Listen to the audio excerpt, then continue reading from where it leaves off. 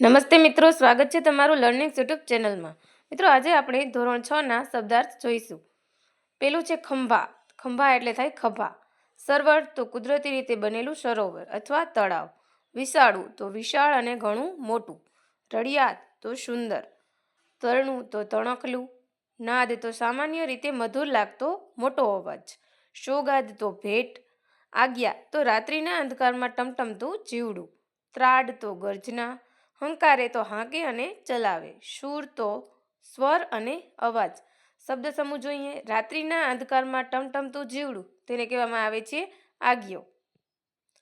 સિયાવિયા એટલે કે ગભરાયેલું અથવા બાવરું. ઘડી બે ઘડી તો જરાવાર અથવા થોડો વખત. ફોદો તો લોચો.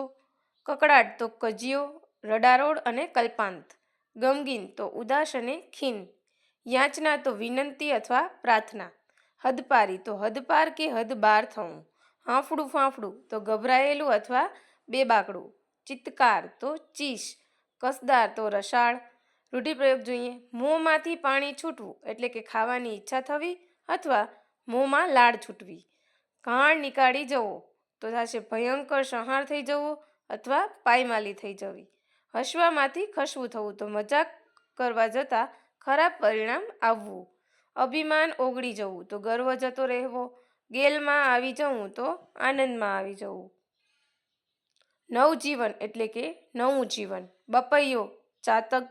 મિજલસ તો સભા અથવા મજલિસ. ઇન્દ્રધનુષ્ય તો મેઘધનુષ. સ્ફૂર્તિ તો તાજગી. પસારવું તો ફેલાવવું અથવા લંબાવવું. પાવો તો એક જાતની વાંસળી. નીક તો પાણી જવાનો રસ્તો. છો તો ભલે. ભણી તો તરફ. ઇન્દ્રગોપ તો ગોકળગાય. બોગદું તો છુપો રસ્તો. વસાહત તો મૂળ સ્થાનેથી બીજે કરાતો વાસ કે જ્યાં વસવાટ છે તેવું. નિરીક્ષક તો દેખરેખ રાખનાર. કેન્દ્રીય તો મુખ્ય જગ્યા. વહારે તો મદદે. અપેક્ષિત તો જેની ઈચ્છા હોય તેવું. પ્રાણવાયુ ઓક્સિજન. અદમ્ય તો રોકી ન શકાય તેવું. નિવેદન તો જણાવવું અથવા માહિતી રજૂ કરવી. અસ્તિત્વ તો હયાતી. તંત્રજ્ઞ તો મશીનરીનો જાણકાર. ગરવી તો મહાન અથવા ગૌરવશાળી. દીપે તો પ્રકાશે અથવા શોભે. અરુણું તો પ્રભાતના સૂર્ય જેવું લાલ રંગનું. પ્રભાત તો થશે પ્રભાત અથવા સવાર. ધ્વજ તો ધજા અને વાવટો. કસુંબી તો કસુંબા ફૂલના રંગનો. લાલાશભર્યા કેસરી રંગનો. પ્રેમ શૌર્ય અંકિત. પ્રેમ અને વીરતાની છાપવાળો. નિજ તો પોતાના. સંતતિ તો સંતાન અથવા બાળ બચ્ચા. કુંતેશ્વર મહાદેવ તો દમણ પાસે આવેલું એક શિવ મંદિર. રક્ષા તો રક્ષણ અને બચાવ. દ્વારકેશ તો શ્રી કૃષ્ણ. સાક્ષાત તો હાજરા હજુર અથવા પ્રત્યક્ષ. જોઈ તો જોઈ. સુભટના તો બહાદુર લડવૈયાના. યુદ્ધ રમણ તો થશે યુદ્ધ ક્રીડા અને લડાઈના ખેલ. રત્નાકર તો રત્નોની ખાણ અને સમુદ્ર. પૂર્વજો તો પહેલા જન્મેલાઓ અને વડવાઓ. આશીષ તો આશીર્વાદ. જયકર તો જય કરનારી અથવા જીત અપાવે તેવી. સિદ્ધરાજ જયસંગ તો પાટણના સોલંકી રાજા ઈસવીસન 1078 થી 1143ના અરસાના. અધિક તો વધારે. સત્વરે તો ઝડપથી. શુભ કલ્યાણકારી. શકુન તો શકુન અને ભાવિના એંધાણ. મધ્યાહન તો બપોર. મહેર તો કૃપા અથવા દયા અને રહેમ. સાટું તો સારું માટે અને વાસ્તે. વાટ તો રાહ પ્રતીક્ષા. રસ્તો. વોકળો તો થાય નાડું. નિવેદન તો અરજી કરવી. કડપ તો ધાક. વસમું તો મુશ્કેલ. રીડ તો બૂમ. ધ્રુમેલ તો ગરમ થયેલું અથવા તીખેલું. હાવજ તો સિંહ. ડણકવું તો ત્રાડ પાડવી. રઢ તો હઠ. વોડકી તો વાછરડી. વેળા તો સમય. ધોળવું ઓગાળવું. પાદર તો ગામની ભાગોળ. ભીનોવાન તો શ્યામ રંગનું શરીર. નેસ તો થશે ઝૂંપડું. ગાવ તો 2.5 કિલોમીટર. પાનો ચડાવવો તો પ્રોત્સાહન આપવું. ઇત્યાદિ તો વગેરે. કાનમાં ગુંજવું તો મનમાં સંભળાવવું. કયામત તો ઈશ્વર આગળ ન્યાયનો દિવસ. તાશક તો રકાબી. મોઢડું તો મોં. મોં મચકોડવું તો અભાવ કે તિરસ્કાર બતાવવા મોં વાંકું કરવું. આથડવું તો રખડવું, રોડ કોળ વેળા એટલે કે સાંજનો વખત, મસલત તો થશે સાથે મળીને થતી વિચારણા. રૂઢિપ્રયોગ જોઈએ. ભભૂકી ઉઠવું તો થશે સળગી ઉઠવું. ડોક તો ગરદન, ખાલી પીલી તો વગર કારણે અથવા અમથું, પાણો તો પથ્થર અથવા પહાણ, ટાઢા પડવું તો નિરાત રાખવી, ઘાંટો પાડવો તો બૂમો પાડવી, પલટણ તો લશ્કરની ટુકડી, પંચાત તો તકરાર અથવા ભાજંગડ, ખેલ ગમ્મત તો લાડ ભર્યો ખેલ, આગેવાન તો નેતા આગળ ચાલનાર, માહોમાહ તો અંદરો અંદર, ફોસી તો બીકણ, શેખી તો બડાઈ. શબ્દ સમૂહ. કોઈ ઘટના કે પ્રસંગ નિમિત્તે કોઈ દેખાવ કરવા માટે રસ્તા પર નીકળતો જન સમુદાય એને કહેવાય સરઘસ. તકરારનો નિવેડો લાવવા નિમેલી 5 કે વધુ માણસોની મંડળી એટલે કે પંચાત. રૂઢિપ્રયોગ. અધર પધર વાતો કરવી તો ઉડાવ જવાબ આપવો, ઊભી પૂંછડીએ ભાગવું તો જીવ લઈને ભાગવું. દિન તો દિવસ, હીર તો રેશમ, ચીર તો વસ્ત્ર, ચાકર તો કહેવામાં આવે તેમ ચૂપચાપ અમલ કરનાર, સર્વે તો બધા. શબ્દ સમૂહ જોઈએ. ગિરીને ધારણ કરનાર તો ગિરીધર,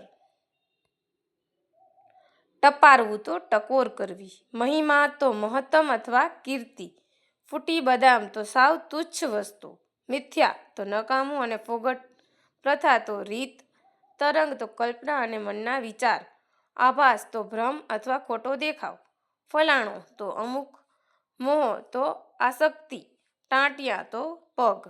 શબ્દ સમૂહ. હાથ પરની રોકડ રકમ એને કહેવાય શિલક, ઝટ ન ઉકેલી શકાય તેવો પ્રશ્ન કોયડો. રૂઢિપ્રયોગ.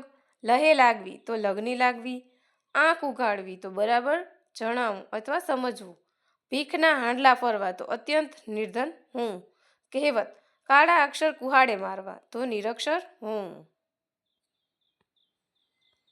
રૂઢિપ્રયોગ.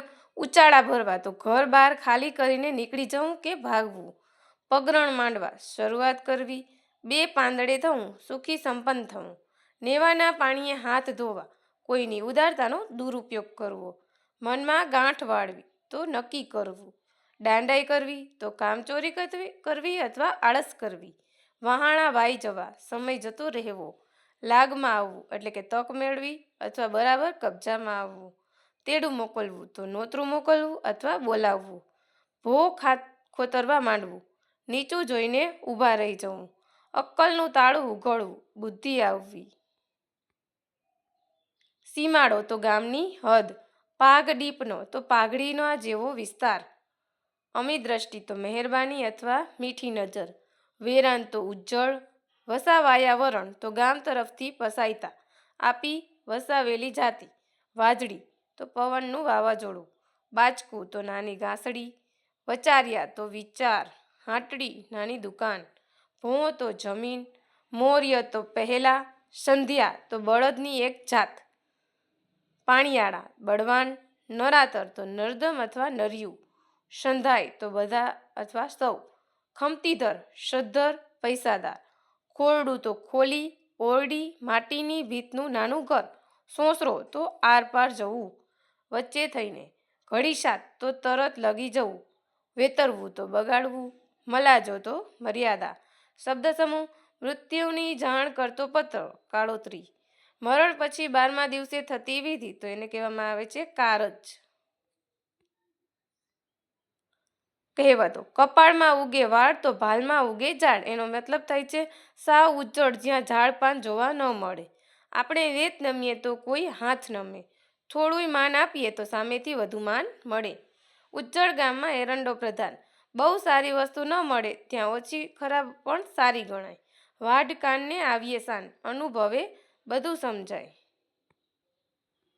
ભૂમિ તો પૃથ્વી અથવા જમીન પ્રદેશ, પંથ માર્ગ સંપ્રદાય, હસત તો હસવું તે, ઝંઝા પવનનો કે પવન સાથે પડતા વરસાદનો સુસવાટ, ઢુકળું તો નજીક, મરદ તો મંદ મંદ હસવું, પાલવ તો સાડલાનો લટકતો છેડો. શબ્દ સમૂહ.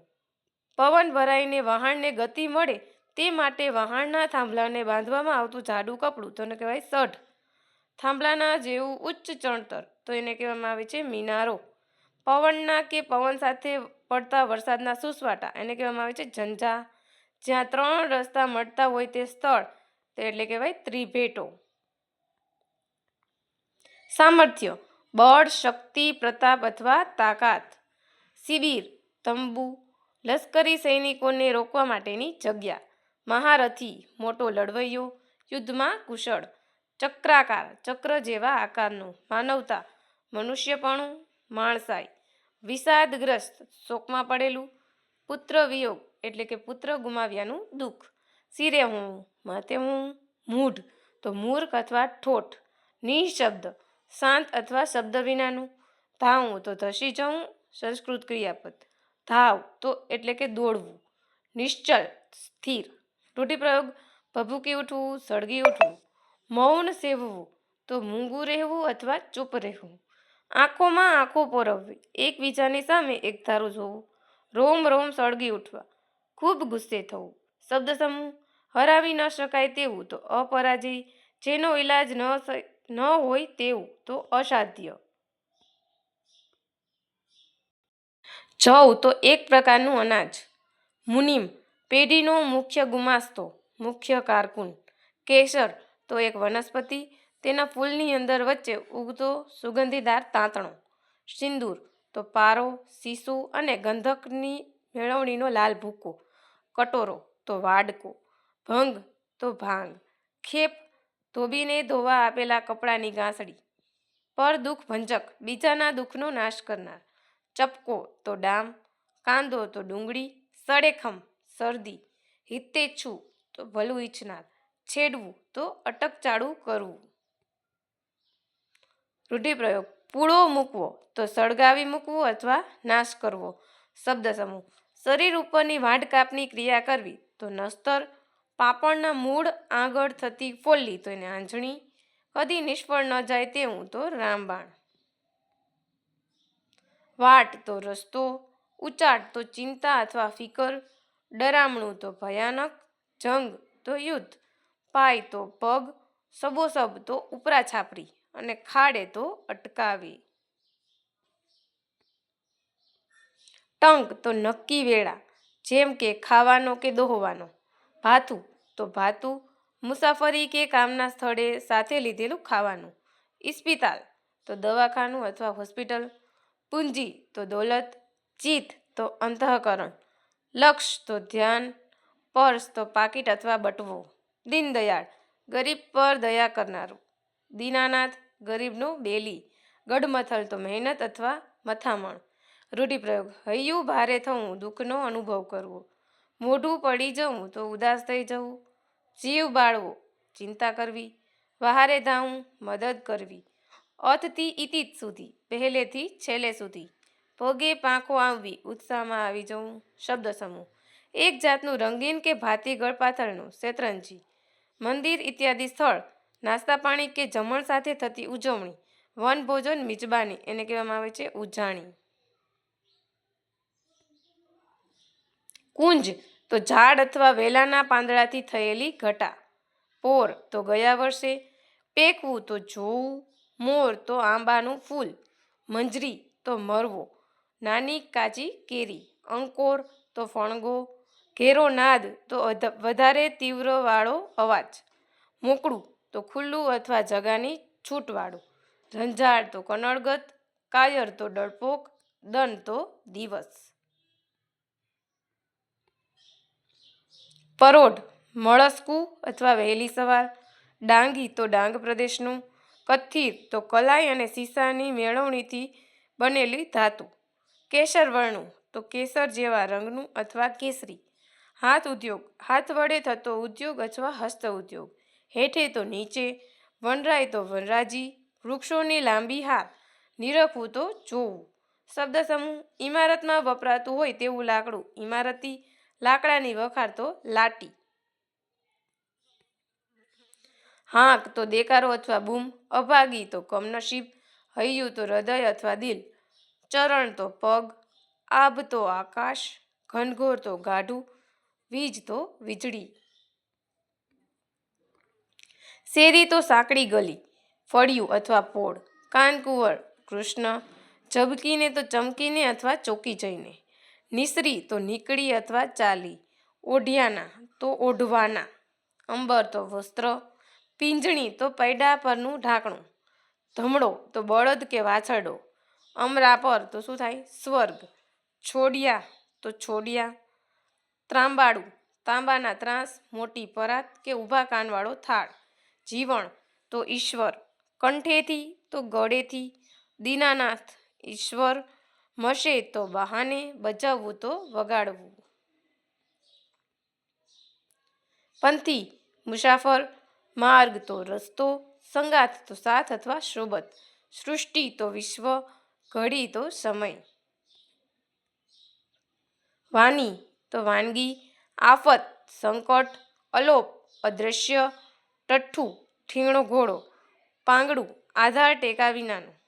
શબ્દ સમૂહ નીચે ગોળ ચકતીમાં ઊભા સળિયાની દાંડીવાળું કાંતવાનું એક સાધન, તેને કહેવામાં આવે છે તકલી. ટોકવું તો વારંવાર કહેવું, પૂછવું અથવા ઠપકો દેવો.